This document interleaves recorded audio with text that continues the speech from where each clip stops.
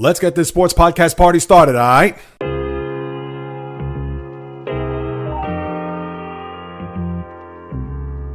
The JAYREELZ podcast.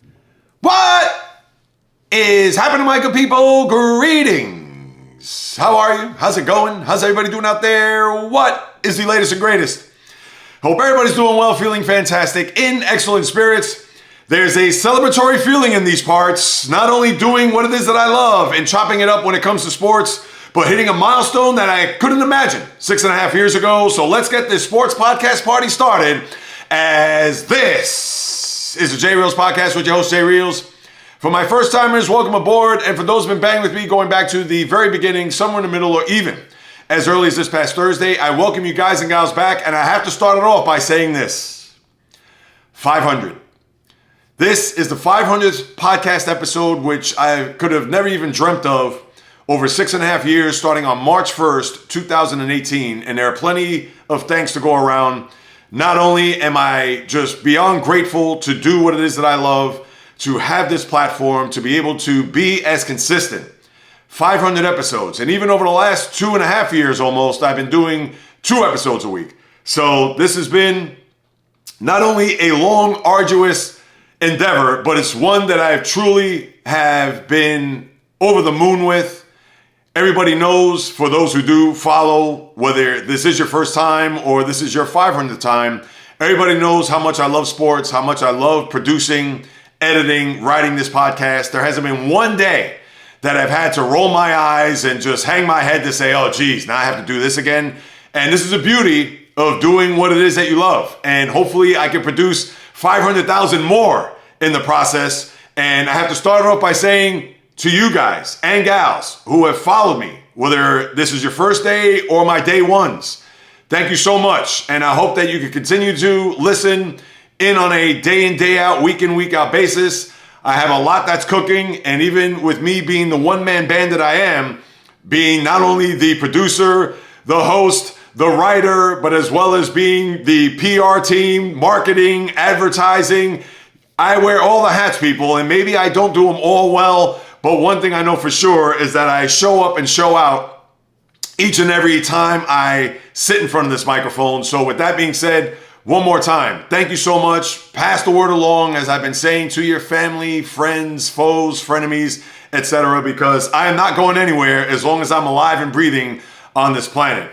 I also want to thank the sponsors that have hopped on board here over the course of the last really 7 months, where Olipop Soda has been a big support system, as well as most recently BetterHelp. So I got to thank those two, and hopefully there are plenty more on the way as I continue to march along here as we're at 500 and beyond. And on top of that, I got to thank the guests that have been a part of this podcast, whether your name is, most recently, Keith McPherson of WFAN, Casey Standahar, the athletes that have been able to grace and share their stories with me, whether your name is Daryl Stanley, Kevin McClellan, AJ Ramos, Kenny Anderson, Tony Delk, you name it, Jahidi White from Georgetown, how could I forget him?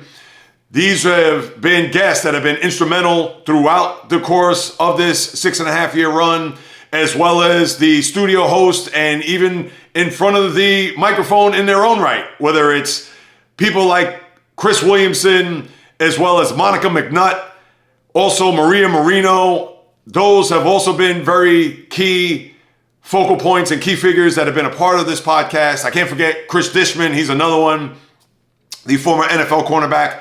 Can't forget him. And if I did forget somebody along the way, my apologies. Come to think of it, Gerald Brown, Sirius XM Radio, my former radio partner, JD, and my blood, my cousin, who has also been able to bless me on these airwaves. So I want to thank them, as well as thank you. And let's get it, people. Let's get hopefully another 500 and even 500,000 more as I continue this journey, trying to blaze a path and a trail in this space as someone who is continuing to slowly but surely the engine, or the little engine that could go on that track to be amongst the mighty in this podcast space. And Lord knows I am going out not only with a fight, but in a blaze of glory for that matter. So I have to thank each and every one of you for being a part of this journey, and let's continue to ride this sucker until the wheels fall off. So I want to put that out there to start as we move it along here. Also, another shout out to my guy, Michael Tillery. I can't forget him.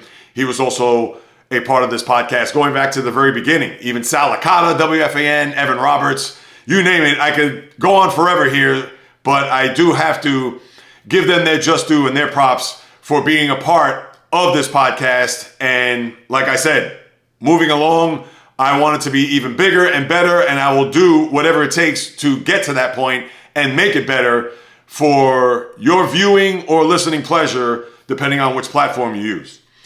All right, now that I got that out of the way, I had to start it off with that.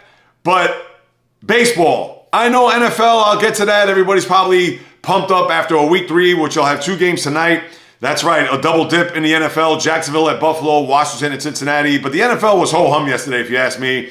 But baseball, we're down to the final week, and everybody knows that I was on pins and needles last night in that 9th inning between the Mets and Phillies because of what the Braves did earlier that day. And I said this yesterday on the channel, YouTube, at JAYREELZ, of course, where last night's Met game was a must-win.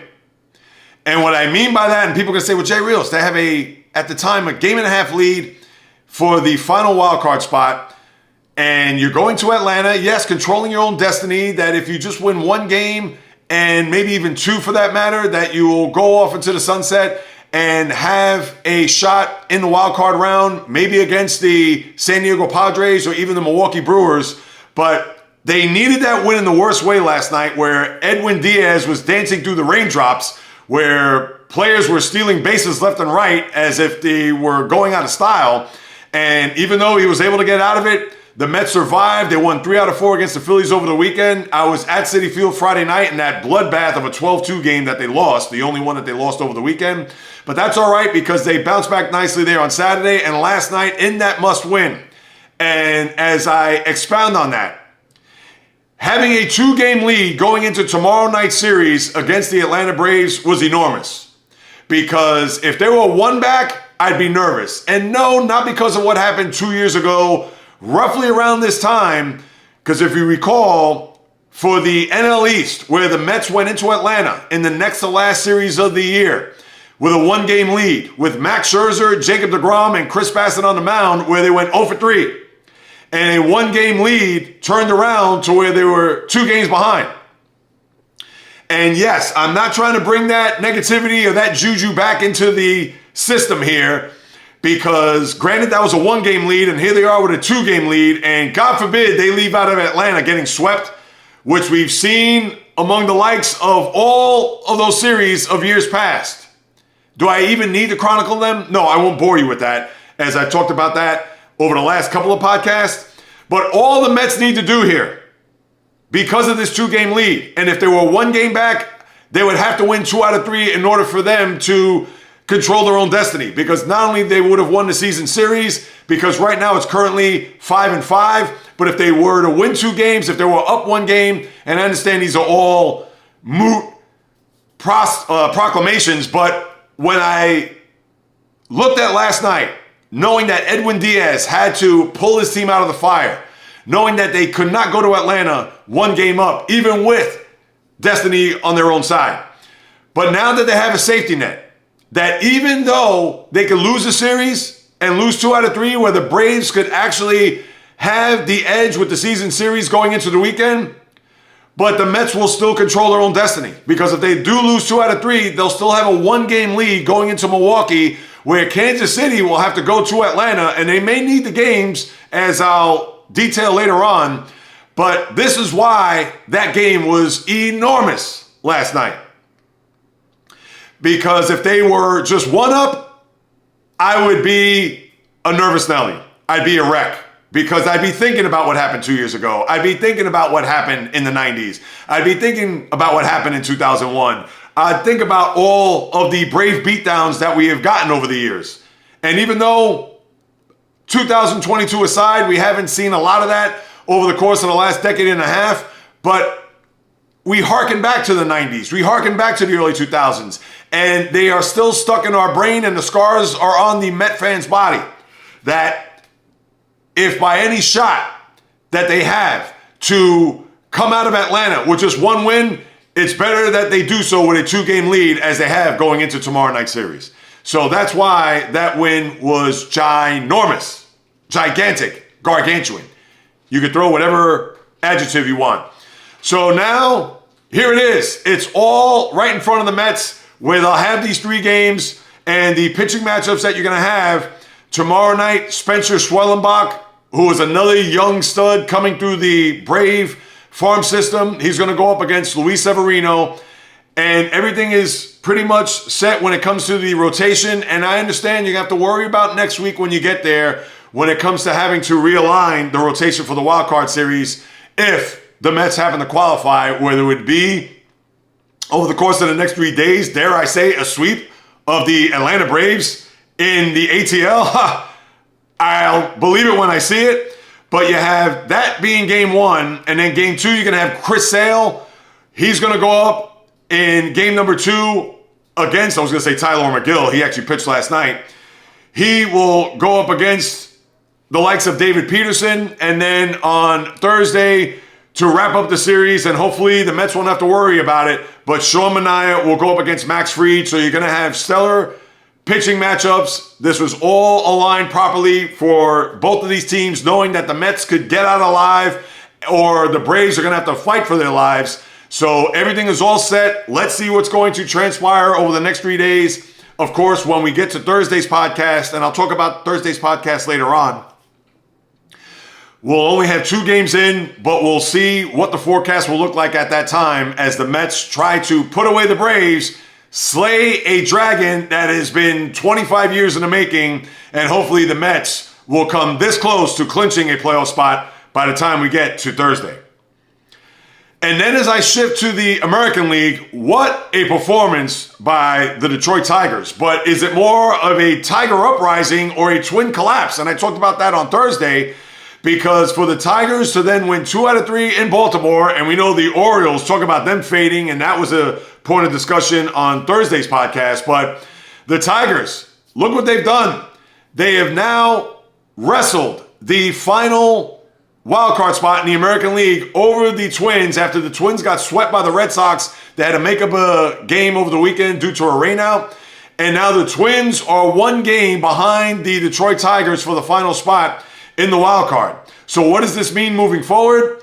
Well, the schedule is rather easy for both teams, maybe a little bit more easier for the Tigers because the Tigers, as currently constituted, they have the Rays coming into their building and followed up by the White Sox, is another topic of discussion that I will touch on in a moment, where the Twins have the Miami Marlins coming to town. All right, fine. But then they have the Orioles. Now, for the Orioles, it is kaput. All is said and done. The Yankee magic number is 1. So any combination of the Yankee win or Oriole loss, and as we all know, the Yankees play the Orioles starting tomorrow. So if the Yankees win, that's it. They clinch the AL East. And at that point, the Orioles just may as well put their feet up and wait till the wild card round, which we think right now that they would actually host. Because if they continue their free fall, even with a 4-game lead over both the Royals and Tigers, but with the Twins 5 games behind, and if they run the table, and if the Orioles lose 2 out of 3, who knows? Maybe the Royals, Tigers, or Twins can even overtake the Orioles for the home field in the opening round come next week. Stranger things have happened, and the Orioles, they got to get it right. Talked about that on Thursday, how maybe they could turn it around, the final home series against the Tigers, and we all saw that they lost the back 2 of that 3-game series, and now they got to go to Yankee Stadium to set themselves up for an AL East execution, and then go to Minnesota over the weekend. Who knows how interested this team's going to be, considering how far they have fallen. And I have to throw this into the mix because here was a team that won 101 games last year, won the division, etc. And right now, as currently constituted, they have 86 wins. I had them as an over at the start of the year, 89.5.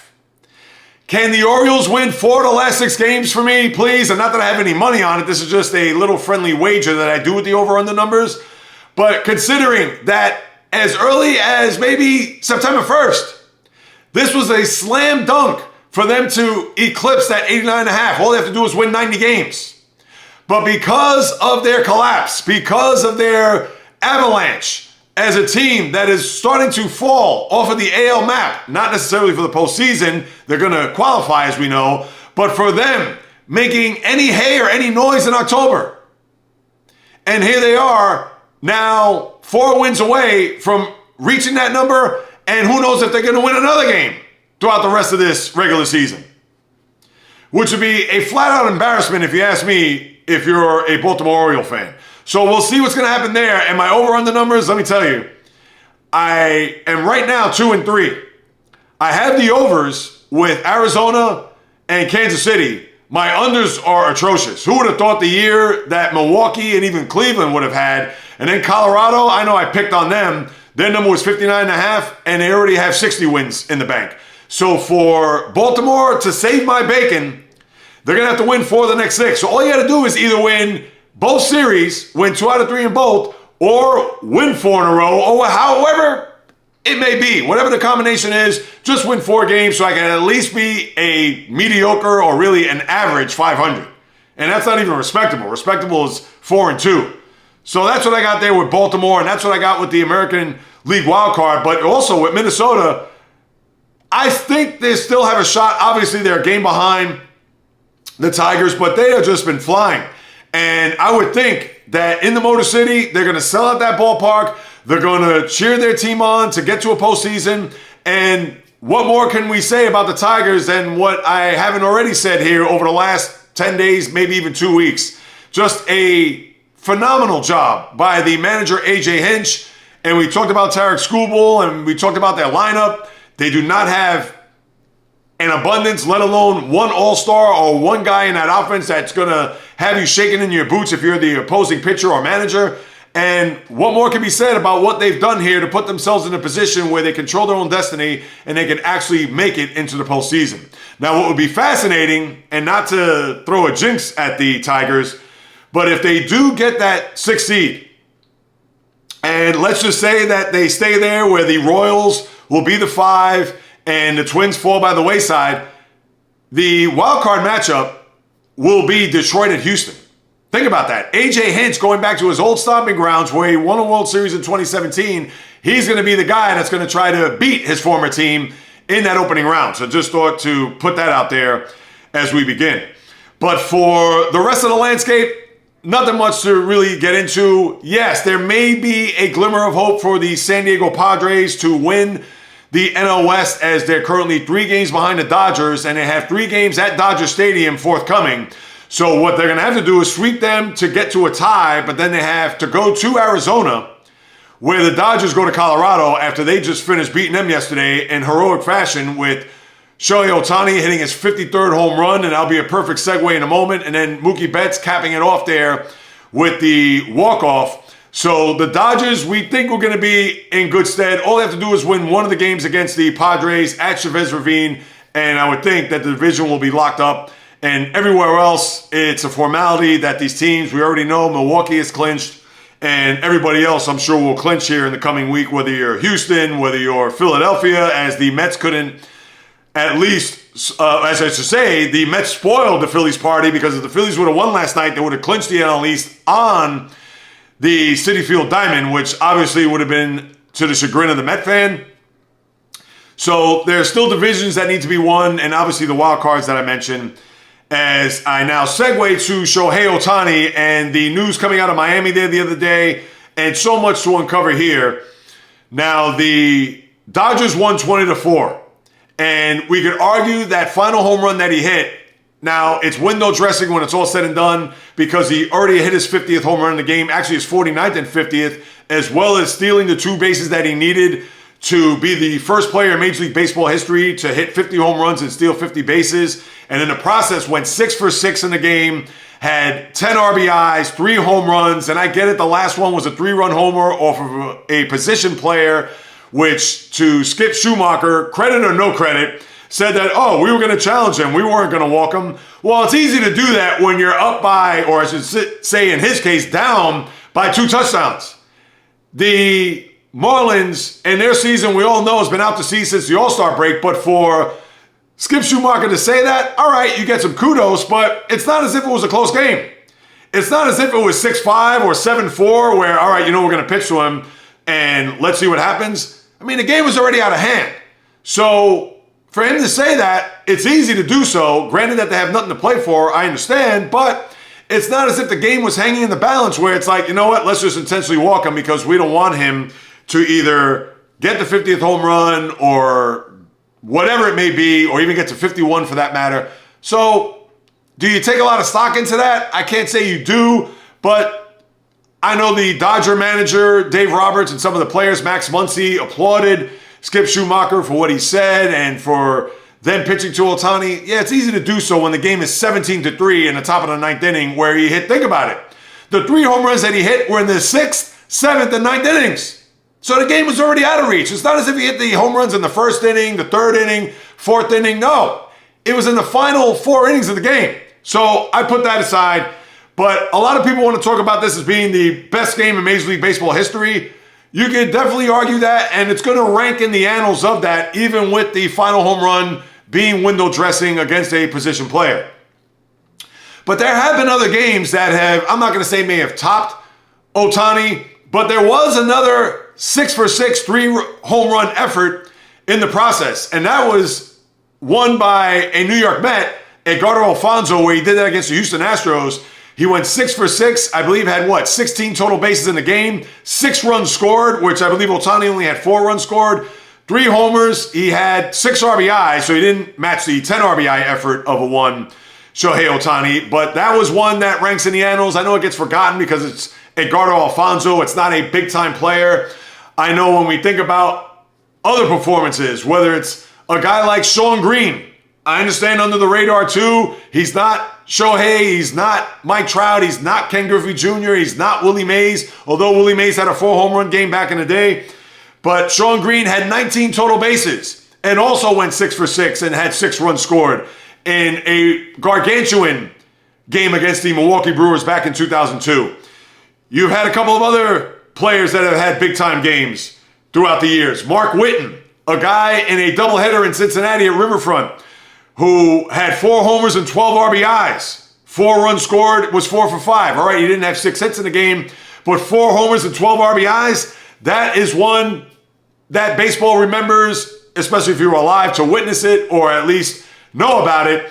That was one that goes down in history because at that time, there weren't many players that were hitting 4 home runs in a game. I believe the last 4 home run game, and that was in 1990 if I'm not mistaken. But there weren't many players that were hitting 4 home runs in a game. It was after that where Shawn Green, even Carlos Delgado had a 4 home run game in Tampa one year, and a couple of other players. Mike Cameron, I believe in Chicago against the White Sox, had 4 home runs in a game. So you didn't see that in a Major League Baseball game in eons, going back to the 90s when Mark Whiten, a member of the Cardinals, when he did it. So, yes, does this rank? Of course it's going to rank. A little bit of a caveat because of that final at-bat, but it does go in the record books, 6-for-6, everything that I detailed, in one of the great efforts. And then on top of that, a lot of people are already counting this as one of the great offensive years in the history of the sport. And that we're going to have to pump the brakes on. We know Ohtani's had a monster year. No ifs, ands, buts, maybes about it. And to go along with that monster contract, now, mind you, a lot of that is going to be deferred, and at the very end of his career, where he's going to get that 10 years after he retires, or at least at the time of that contract expires. But give it up with all the pressure, with everything that he had to go through during spring training, with his interpreter and money being stolen and the gambling accusations and not pitching this year, and for him to do what he did. Over 50 homers, 50 stolen bases. He's going to win another MVP, his 3rd one in 4 years, back-to-back, different leagues. Think about it, people. This guy's going to the Hall of Fame. Not to say if he retires after this season that he's going to be in the Hall of Fame, but when it's all said and done, he's probably going to win another MVP along the way. He's probably could possibly win a Cy Young if his elbow's healthy enough, or who knows what he's going to do as far as pitching goes. But he's probably going to have another year or two where it's going to be off the charts and he could end up winning 5 MVPs. How is this guy not a Hall of Famer? So that's going to be another layer to this. But as far as this single season, yes, it's going to rank because of the 50 homers and 50 stolen bases. But it should also rank with the one Albert Bell in 1995 in a shortened season, hit 50 homers and had 50 doubles. And it's never been done before. So how does Albert Bell not be in the same sentence as Shohei Ohtani, considering he did his own version of 50-50, which you could argue is a little bit harder? Where now the game has been increased when it comes to stolen bases because the pitcher can only throw over to first base twice. Of course, if a pitcher could throw over 100 times throughout the course of an at-bat, obviously that's going to be a scenario where the stolen base is going to be less of a threat. But because after 2 throws, you got to deliver to the plate, that's an advantage to the runner. And therefore, Ohtani, and I haven't watched every Dodger game, but that you could argue is where he's got the majority of his stolen bases based on the new rules. And that's fine. He's been able to cash in on that, considering that he has 50 steals, at this point maybe well over 50 steals. But Ohtani, I'm not trying to denigrate or even try to bash him. He's had an unbelievable year. But a lot of the pundits out there are just going way overboard, talking about how this is the greatest season we've ever seen. This is the greatest game we've ever seen. And yes, it is remarkable, it is impressive, etc. But it almost just thumbs your nose at everybody else before him. It's almost as if baseball started this year. You can't forget about some of the guys that I mentioned and what they've been able to perform. And now I'm not even going back to the days of Babe Ruth, Lou Gehrig, Ted Williams, etc. I'm talking about modern here over the last 30, 40 years. So to think that Ohtani is on this mountaintop and everybody else is looking up to him, no, I am not going to do that. Give him his credit, give him his props, but for everybody just to bow down and think that the almighty Ohtani has the best game, the best season, the best this, the best that, we need to slow down with that. Now to the flip side, the Chicago White Sox. Do I really need to get into this? I never thought I'd see the day that the 62 lovable loser New York Mets, that the 40 and 120 season that they had would be eclipsed as long as I was alive. Or I am alive. I shouldn't say was. I said that in the past tense. They're going to do that.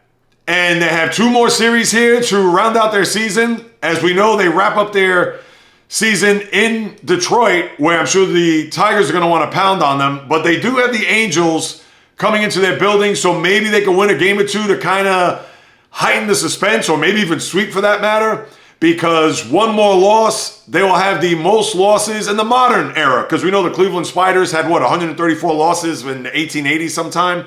But from 1900 on, the Mets have been the one team that have had the most losses in the regular season. And right now, they've been matched by the White Sox. 1 more loss will eclipse that. And you could even argue the fact that if the Mets did play a full 162, because I guess those 2 games were rainouts, so they didn't make up those games. So maybe people will think, well, they probably would have lost those 2 games, so 40 and 122. All right, so if you want to add 2 more losses that would have matched the Mets, but of course it's not going to do so because the 120 is in the record books. So whether they lose those 2 games or maybe even 3 to even shut everybody up, that even if the Mets did lose 122, the White Sox are going to lose 123. I think the White Sox will win a game or 2 here. They're not going to just roll off the table and have 6 straight to end their year, and which would be 11 straight because they've currently lost 5 in a row. But let's see what's going to happen here. The White Sox, again, 1 loss away from being the all-time losingest team, which I still can't even believe I'm saying that. So let's see what's going to happen there with the Pale Hose over the course of the week. And what about that crazy story regarding C.J. Abrams before I move along? Here's the young player out of the Nationals farm system who came up to the major leagues this year, and with a 4-game series in Chicago, Thursday night went out, painted the town red. I believe it was in a casino, as was reported. But he did show up for the game on Friday, an afternoon game, 1 o'clock local time in Chicago, went 0 for 3 with a walk, but then was sent home. No, not to the hotel, sent to the minors. Demoted because it was found out that he didn't get to the hotel, not at 3 a.m., not at 4 a.m., not at 6 a.m., But 8 a.m., he pulled an all-nighter, who knows with whom, with what type of characters. Did he just blow all his money? Did he win a ton of money? What happened? So CJ Abrams, I get it. He's young. He was out in the town. He said, the hell with it. It's toward the end of the year. Nobody's going to care if I straggle into the hotel with a walk of shame at 8 a.m. Well, I guess somebody found out about that, or maybe one of the staff members that were probably having their morning coffee and they peripheral vision, they see, wait a minute, is that CJ Abrams crawling into the hotel looking like he's bruised, battered, and scarred? That must have been the case. But for Abrams, all I'm going to do is just chalk it up to him being young. And all you could say is that just a tough break for him. And hopefully he learns from this because, yes, you cannot go out on the town, walk in at 8 a.m., even if it is the penultimate weekend of the regular season, and just think that you can get away with it. So that's what I have with the baseball as we look forward to what's going to transpire here over the course of these next 7 days. All right, now let me put on my helmet and shoulder pads to get to the NFL. And yesterday was, yes, a few surprises aside, was nothing to write home about. And there are going to be a lot of games that I'm just going to gloss over, people, because there really isn't anything to unpack. And for starters, let me get to the games that were shocking, or at least were, like I mentioned at the top, raised the eyebrows a bit. And I'll start off with what happened in the desert for the Las Vegas Raiders. Here they are. First 2 games on the road, losing in LA against the Chargers, a big win in Baltimore against the Ravens, and then they come home to play the lowly Carolina Panthers. All right, albeit Andy Dalton starting at quarterback. And what happened? Dalton looked like the quarterback of the Bengals back in the day when he was a Pro Bowl quarterback, recipient of the AFC, to where he was 26 for 37, 319 yards, 3 touchdowns, as the Raiders were nowhere to be found. And even though they made the game respectable with the final score, but they were actually down 33-7 in losing 36-22. How is this possible? And for Pierce, the head coach, Antonio Pierce, to say that there are going to be business decisions made, because I guess there were players that made business decisions throughout the course of the game, meaning that they probably checked out and quit. Well, we're going to see some ramifications on that, because that was one that if you're the owner, Mark Davis, the Sauvignon Blanc with the kale salad and the potatoes au gratin did not go down well while witnessing that performance. So back to the drawing board for the Raiders. That was one where, inexplicable to say the least. If you lose a close game on a last-second field goal, 24-21, all right, yes, the champagne will not go down smoothly, but all right, you lost at the gun, that's one thing. But to be blown out and not be competitive, inexcusable. So that's game number 1. The other game was the Niners. I understand that they have no Deebo Samuel, no Christian McCaffrey, no George Kittle. They're a mass unit. But the Rams also have a mass unit in their own right with no Puka Nacua, no Cooper Kupp, and you have guys that you couldn't even pick out of a lineup. But here's where San Francisco was even more puzzling. All right, they got out to a 14-0 lead. They had a 24-17 lead with about 2 minutes to go when their kicker missed, which would have iced the game, had a 10-point lead with 2:43 to go. And then what happens? The Rams, 3 plays later, get in the end zone. And then after a 3-and-out, they punt 27, or I should say tied at 24. And the punt return gets pushed to the 50. 2 plays later, they're lining up for a last-second field goal where Joshua Carty right through the uprights. And the next thing you know, it looked like the Niners were going to get out of LA with a 27-17 win, and instead they're now 1-2. They lose a game in the division, and the Rams, who had no business winning the game, at 0-2 are now 1-2 and saved their season, to where Kyle Shanahan, the coach, that flight back had to be brutal. And talk about the vodka and tonic did not go smooth on that plane ride home, if he even had a vodka tonic. So the Niners, another just scratch your head. What the hell happened there in the final seconds of this game? Beyond me. And then you had the Cowboys. What happened there? The Cowboys were just dominated. Now, the final score, you look at it, wait a minute, JAYREELZ, is 28-25. They were down 28-6. And the Cowboys, as we all know, they've been great at home, albeit the last 3 games dating back to the playoff game against Green Bay. We saw what happened there against the Saints about 8 days ago. And then yesterday, the Raven offense ran roughshod 274 yards on the ground. Lamar Jackson only threw 15 times, which you know is the recipe for John Harbaugh and Todd Monken. They don't want Lamar Jackson to throw anywhere near 25, 30, 35 passes in the game, which is more than what Dak Prescott threw, 28 for 51. And they can't put this game on him. He did whatever he could to try to rally the troops and get them to respectability, which we see in the final score. But they have no ground game to speak of. Rico Dowdle, a relic, I hate to say it, Ezekiel Elliott, they do not have a ground game to speak of. And in fact, what did they rush for on the ground? I think they rushed for like 48 yards or whatever it was, which is a disgrace. 51 yards. All right, so I was off by 3 yards. So when you have to rely on the air to win these games and have no semblance of a ground game, guess what? That is a terrible job by the front office of the Dallas Cowboys, where you couldn't even get a semblance of a running back. We know Tony Pollard went to Tennessee, I believe. And when you're bringing back and dusting off Ezekiel Elliott, hoping to recapture some of what Elliott did in the early part of his career, you already know that hate to say it like this, people, you're up shit's creek without a paddle. And that's just a disgrace. And now the Cowboys are 1-2 on a short week to go to New York or to MetLife to play the Giants. And now the Giants have been resuscitated with that win in Cleveland over the Browns. And I don't want to hear it. The Browns are a disgrace. I know they won a game in Jacksonville, but that's probably more on Jacksonville than it is Cleveland, because now they're 0-2 and they're staring at 0-3 in Buffalo tonight, as we know. But the Giants, give it up. Good performance there. Malik Neighbors with a couple of touchdowns. They showed some semblance of a football team that we haven't seen in the first 2 weeks. And now, here we go with a big game there Thursday night for both teams. More so for Dallas than it is for the Giants, but the Giants are going to have to show up here because they cannot get embarrassed the way they have week 1 against the Vikings, and then obviously scoring 3 touchdowns against the Washington Commanders and not giving up a touchdown in the process, but still losing a game. Think about that.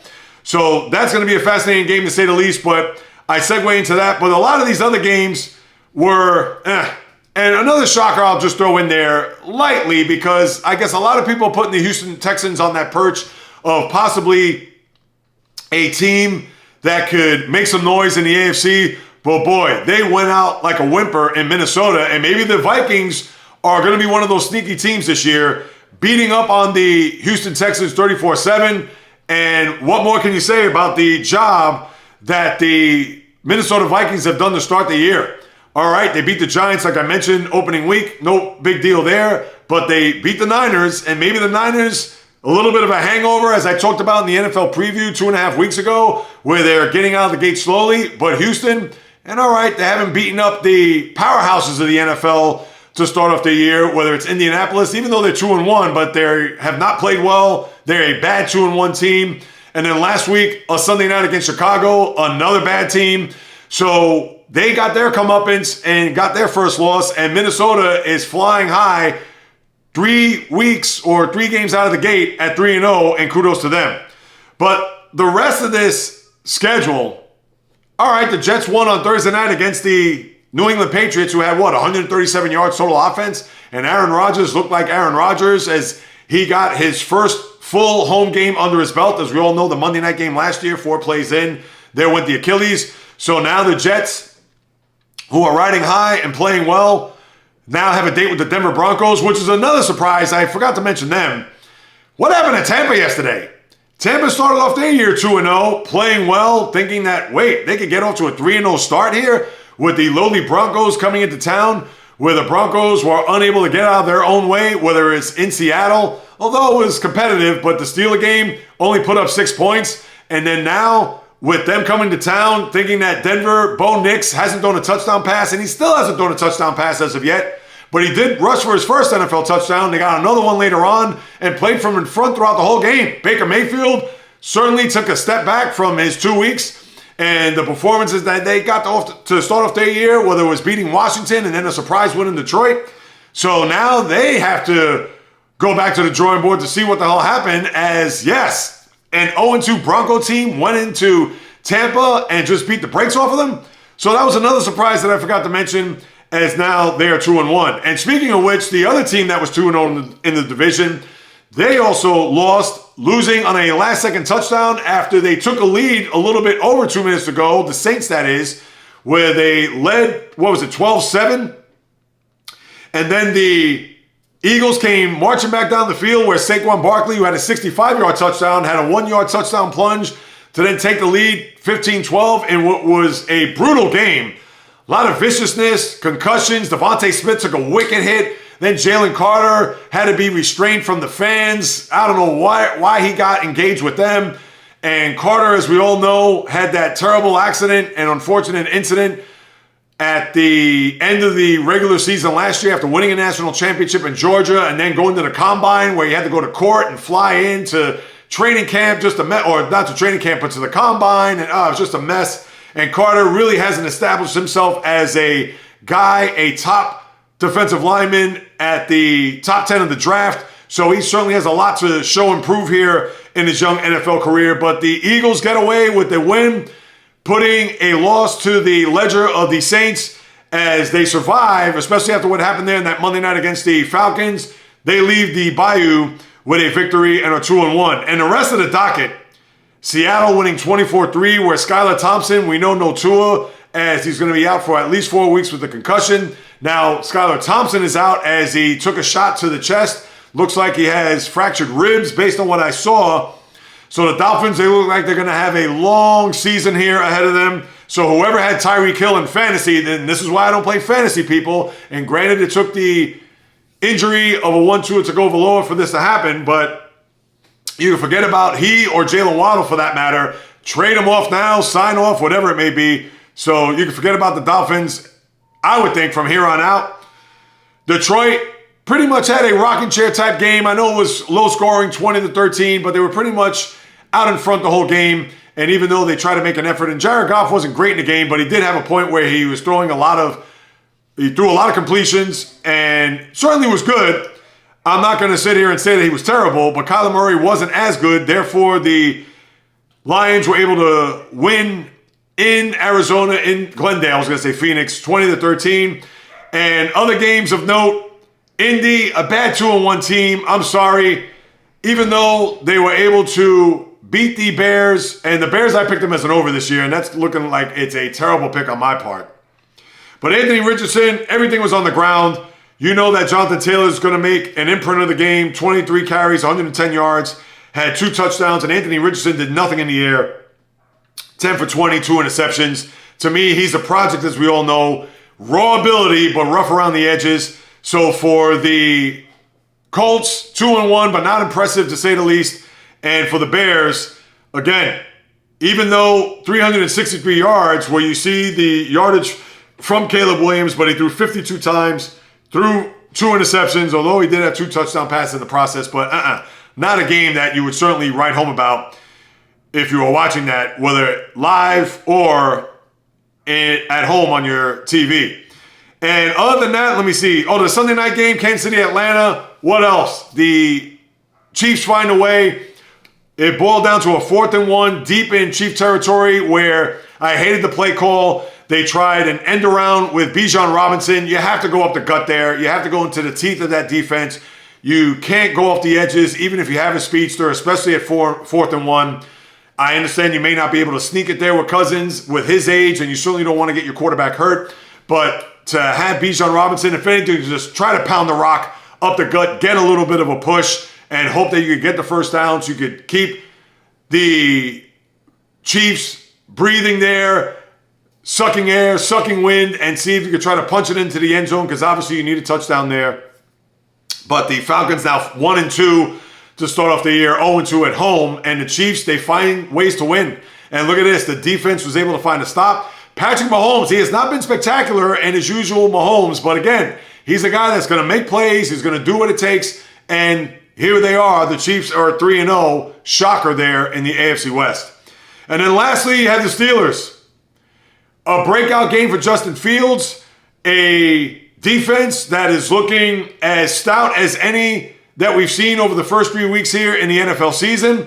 And even though the Chargers got off to a 7-0 lead, but the Steelers answered back with a nice drive, punctuated by a touchdown run by Justin Fields on a naked bootleg. And then even with an attempt of a 62-yard field goal by Chris Boswell to see if they could draw even at the half, which wasn't the case, but they were able to tie, take the lead, and then had the big touchdown catch by Calvin Austin, a 55-yard touchdown, a beautiful pass there by Justin Fields. And this was after the Steelers had a golden opportunity where they had the ball at the Charger 40, and they had a tip ball that was intercepted. And it looked like maybe at that point it would have been a scenario where the Chargers would have capitalized, but then they knocked Justin Herbert out of the game, who came in with a high ankle sprain. And on a pass play, rolled on it, aggravated it. You had to bring in Taylor Heineke, the former Washington Commander, and he was not any better, as I believe the Chargers had, minus 5 yards of offense in the second half total. That was what the Chargers were able to muster as they go from 2-0 to 2-1 in the Steeler defense. What more can I say? And Justin Fields had a very good game. Manageable, 12 for 18. That's what you want. You don't want anything more than 20 to 22 passes by Fields in the game. He did have the one interception. I should say, I'm reading the wrong stat here because I saw the numbers there. Herbert had the 12 of 18. Fields was 25 for 32. All right, a few more passes than you'd like because the run game for the Steelers, they got going more so later third quarter into the fourth. But when you're 25 for 32, 245, had the touch there to Calvin Austin, did have that tip pick interception. But Fields was very good. Accurate with his throws, throwing darts left and right. And yes, simplifying the offense, not making the critical mistake. And that's what you got there from Fields. And let's just see how that's going to translate here as we move it along throughout the season. As I talked about, the Steelers, they need to get off to a good start, and they have. And how I look at these next 6 games, because the final 7 games are just a gauntlet. Really the last 8 games. Because I'm thinking about it from a 16 game, it's obviously a 17 game schedule. The first 9 games, not that they're easy, but they're manageable. So the next 6 games that they have here, Colts, Cowboys Sunday night, at Raiders, and the game with the Colts is at Indianapolis. Followed by the Jets and Giants at home, both in primetime. Jets Sunday night, Giants Monday night, and then a game at Washington. So if they could go, let's say 4-2, dare I say, considering Colts, they should be able to handle them. Raiders, Jekyll and Hyde. Giants, that's 3 wins there. So if they could get a game out of the Cowboys, out of the Jets, if they could do so there, let's see if they could go 4-2 and get 7-2 to the point where those final 8 games, all against the division, Philadelphia, Kansas City. And that's going to wrap up my NFL segment because I don't know if I have anything else to add. I've talked about the games. What else? Nope, that's pretty much it. Oh, I know about Bryce Young. There's been trade inquiries, and I'm sure the GMs that are out there trying to procure the former number 1 pick of last year. And I got news for you. He's played 18 games. If you're David Tepper and you're thinking about trading him now, just sell off your franchise. And I know you just bought the franchise in the last 5 years or however long it was, but don't even bother. Just sell the team. You're doing your fans and the organization a disservice. I wouldn't trade Bryce Young. It's still way too early. He needs more weapons. He needs an offensive line. I'm not trying to say that this guy's going to end up wearing a yellow jacket when it's all said and done, but the guy needs a break. The guy needs to get a chance to have some talent flanked around them in order for him to flourish. And certainly the Panthers, and you could say, well, what happened there yesterday, JAYREELZ? Well, Andy Dalton is a pro. He's a seasoned veteran. He knows his way around the league. And even with no weapons or a suspect offensive line, he's going to find his way because he knows what's going to get thrown at him. Bryce Young does not know that. He is a baby in this league. So that's why if I'm the GM of the Panthers, I wouldn't trade him. I wouldn't even think to trade him. And one more time, I'm not trying to say that Bryce Young is going to be a 5-time first-team NFL All-Pro and he's going to get a busting Canton one day. No, I'm not saying that, but we got to give him a little bit more of a shot and a little bit more of a chance. And for him to have guys on his team that can make plays, that can run the ball, that can catch in key spots, and not only that, but also protect the quarterback, then let's see how Bryce Young will fare. But until then, it's Andy Dalton's team, as evidenced by what you saw there yesterday against the Raiders. So that's what you have with the NFL. College football, as I stick with the shoulder pads and helmet, not much to really unpack here because the games this week, were pretty much that. I understand the homecoming for Josh Heupel, the coach of the Tennessee Volunteers, going home to Oklahoma, where he won a national championship in 2000 as the quarterback and was also a coach there in the early 20-teens, was unceremoniously dismissed, comes back as Tennessee. I'm not going to say did a number on Oklahoma, but it was more Oklahoma. They had to bench their quarterback, Jackson Arnold, in the second quarter and relieved him with Michael Hawkins. But if you're Tennessee, it was a good homecoming. It wasn't for Heupel, that is. And Tennessee, they move up in the rankings of the top 25 AP poll, where they were 6th going in, and now they're going to be 5th. So for the Volunteers, way to show up, way to play. And a lot of people thought maybe Oklahoma, this was going to be a tight game. This was going to be one that a lot of people, maybe Oklahoma would have pulled out, even with Heupel's return. But again, when we take a look at this game, 25-15, and when you have your quarterback being benched and not a thrilling game to say the least, that's what you got there in that first game. And then with Michigan, getting back on the beam, beating USC. USC, who was ranked 11th coming in. But to me, it wasn't even a thing about Michigan just outlasting USC from a standpoint of not only just the final scores we know, but the quarterback play. Another quarterback that did nothing in the game. When you're Alex Orji and you're throwing, 7 for 12 for 32 yards. We understand that the ground game was huge for the Wolverines, rushing for 290 yards. They got the winning TD there with 37 seconds left, as Michigan, after that just embarrassing loss to the Longhorns there a couple weeks back, they beat the Trojans 27-24. So you know USC is going to slip a few down the rankings there when it comes to the top 25 and even the coaches poll when that's released later on this week. And then Utah, who beat Oklahoma State. Utah ranked 12th in the nation, and Okie State was just a couple of slots back. Now, Utah was in control of the game. Okie State made it interesting. They added a couple of touchdowns there to look a little bit more cosmetically better, but they cut it to in a field goal and survived there at 22-19. I believe that's what the final score was. Yes, it was 22-19. They got 2 touchdowns late, actually with less than 3 minutes to go, including 2 two-point conversions, if you can believe it. But they were able to hang on and win the game 22-19. So Utah, you would think they should be in good stead. And it's not all about the rankings, people, because when it's all said and done, we know the committee, they're going to choose who the top 12 are. So as of right this very moment, we could take a look and see who's flirting or who's going to be in that top 12 umbrella. We all know number 1 is going to be Texas. No argument there, where Arch Manning in his first start, as they bludgeoned 51-3 the University of Lafayette Monroe. When they asked in grading his performance, he said it was a C-. Now, he did have 2 interceptions, 2 touchdowns.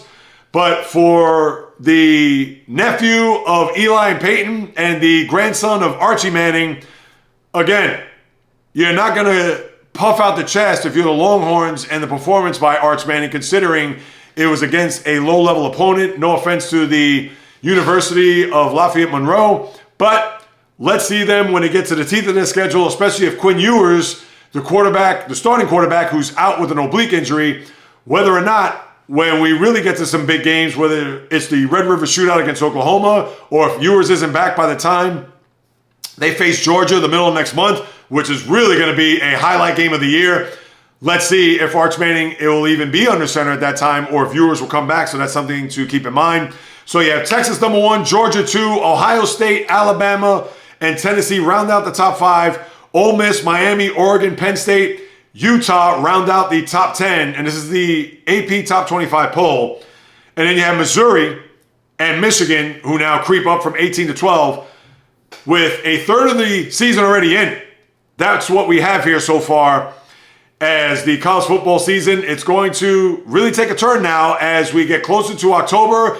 A big game on the schedule this coming Saturday, which I'll get to on Thursday's podcast. So we'll talk more about what to expect there this coming weekend in college football. Now, let me get to a couple other things quickly before I bid adieu. I want to start off with the NBA, and I'm going to tie that in with the WNBA as I lace up my high tops. Joel Embiid, he signed a 3-year extension, $192 million. It's not about the money, as we know. He's already made a boatload of money in the NBA. He's 30 years of age, and now being interviewed has said, I want to finish my career here in Philadelphia. We feel like we have a team that could compete with a championship, flanked by Paul George and Tyrese Maxey, and thinking that now he's financially set, and he's already financially set prior to this contract, but now he's got his extension. He's happy, living large, the whole nine. But here's the issue that I'm going to have here with Joel Embiid. And it's not necessarily with him per se, because he won an MVP 2 years ago, as we know. He's a guy that obviously is one of the top centers in the sport and arguably could be a top 10 center when it's all said and done. Based on his skill set, what he's done, 7'2", how he scores, he averages 35 points a game. Get all that. But the thing with Embiid, it's going to be about his health. And it's not even about the years or the money. We get it that he's going to get it no matter what. But can the guy stay on the court? And not only that, can he stay on the court in the postseason? Because that's where it's really going to be highlighted. As you saw in that Knicks series, he was on fumes when he got to games 5 and 6. And it was a situation where Embiid on one leg, whether you want to question his conditioning, which could certainly be put to the task, but we know he's a lumbering guy, he's a big guy, and even if you slim him down and get him into the weight room and he comes out chiseled as can be, a la Zion Williamson, if you've seen the pictures, how much he's lost weight. And his BMI, body mass index, has shrunk from the time we last saw him there toward the end of the NBA season last year. But even if you have Embiid at that, we still know he's a guy that's going to have these nagging injuries. He's going to have foot issues. He's going to have ankle issues. He's going to have knee issues. He's going to have all this. And we get it that the dreaded player empowerment move of just trying to sustain throughout the course of a year, where it comes to, I can't even think of the term right now as it's eluding me, but just management, the load management, there you go, JAYREELZ, where Embiid is probably going to play 58, 60 games so he can manage his body throughout the course of a long regular season. And even that doesn't guarantee a stretch, whether it's a series, 2 series, a long playoff run where Embiid is going to be fresh, where Embiid is going to be at the top of his game, where Embiid is going to be able to run up and down the floor 38, 41, 43 minutes a game. His body is not going to be able to withstand that unless he comes back as a T1000, cyborg extraordinaire. I don't see that with Embiid. So, all right, he got his money, and to me, it's not about the money. If he wants to push all his chips in the middle of the table and win a championship, he's going to have to withstand 4 rounds of punishment, of just flat-out attrition, and that's what it's going to boil down to when it comes to number 21, dressed in red, white, and blue. That's all there is to it. So is that going to be enough for Embiid, that where he's going to be in tip-top shape and know that he's going to have to endure 4 rounds to be a guy that's going to hoist that trophy over his head? As I said before, and I'll say it one more time, I'll believe it when I see it. Now, the WNBA, their playoffs begun yesterday. And this is more on me, people. I raise my hands high in the air, more than the league itself. Have I been following it from afar with maybe not a keen eye, but a watchful eye? Yes, I have. I know that the Indiana Fever lost, and now they're 1 game away from being eliminated. And I understand that Caitlin Clark, in their last game, I believe, in Washington against the Mystics, the biggest WNBA crowd in the history of its league, showed up to watch Caitlin Clark perform. And I believe that they lost that game. And I could bring up all these little tidbits and what Asia Wilson has done and what Angel Reese has done this year and where these teams stack and who's the favorite. I know the Liberty has had a big-time season. But the only reason why I'm not going to get into the playoffs is because I have not talked about the WNBA all year. Yes, maybe I've made some references about Caitlin Clark and things of that nature, but I have not gone deep in the weeds of the WNBA season. So therefore, why would I even think to all of a sudden come out and start prognosticating about the WNBA and the playoffs and who has the advantage and what upset special could possibly take place and how these series are going to unfold? I can't tell you that. I have not watched these games. So therefore, it'd be unfair to you, guys and gals, the listener, And I understand this is right now the last time that I will talk about this, because come next year, around Memorial Day, when the WNBA season tips off, I will be in tune. Now, will I be watching every game? Will I be following every second?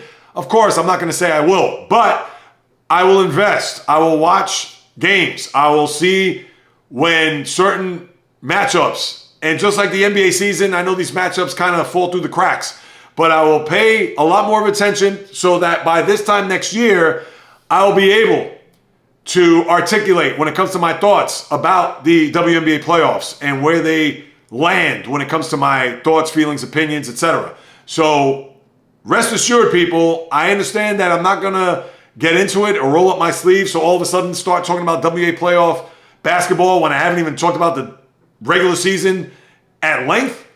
So that's why, as I like to be transparent and accountable, hand raised high in the air, maybe when the finals come, if it's thrilling, not that I'll even talk about it, but whomever comes out champion, I know the Aces are back-to-back champs, but if they do win a third straight, we'll see. Or if the Liberty finally win a WNBA championship, I'll briefly mention it. But as far as really talking about it, I'll have to hold off until I really get a better stranglehold of the sport, of the games, of what really transpires throughout the course of the season. And in fairness to you guys and gals, have a full analysis of what I've witnessed, what I've seen, etc. So I just thought to put that out there. And then finally, let me throw this out there. I know the NHL, they've had exhibition games now. Islanders 1-3-2, no big whoop there. As we know, the season will start in a couple of weeks. But boxing, this was not on my radar. I know Anthony Joshua is a heavyweight. I couldn't tell you how big of a heavyweight. I know he has 4 losses, now 5, I believe, with what happened there at Wembley Stadium against Daniel DuBois. And I don't know what happened to Joshua throughout the course of training, throughout his lead up to the fight, but DuBois took him to the back of the woodshed, or right in front of everybody at Wembley Stadium, to where he got knocked down in the first round, third round, fourth round, and a KO in the 5th round. And for Joshua, I know he was a guy that a lot of people thought could be the next big heavyweight, the next big star. And as we all know, the heavyweight championship of the world, which used to be the moniker to have. It wasn't the quarterback of the Dallas Cowboys, or it wasn't the starting center of the Los Angeles Lakers, or the slugger of the New York Yankees, or center fielder of the New York Yankees. No, when you were the heavyweight champion of the world, you were the badass. You were the guy that was, yes, anointed as the best in what you do as a heavyweight. And that's not to not include the middleweight, flyweight, welterweight, all the classes that you've seen throughout boxing. But for Anthony Joshua, I don't know what else to tell you, my G. That was something that a tomato can. I'm sure he probably would have put up a better fight. And that was one that, and I didn't see the fight. And when you read what had transpired, to him to get knocked down 4 times, including the KO, the exclamation point there in the 5th round, what more can I tell you? Joshua was not even in the fight. Maybe he was at the hotel. Maybe it was a twin brother. Who knows? But that was one, if you're Anthony Joshua, not only do you want to flush that one, I think you may want to go and hide and then come back bigger, better, faster, and stronger, because that was one where, woof, DuBois just manhandled you. And sadly, the sport itself has been manhandled over the years, considering that the last great heavyweight fight, I couldn't even tell you, which just goes to show you how far boxing overall has fallen. That'll do it, my good people. Another episode just about in the can, number 500.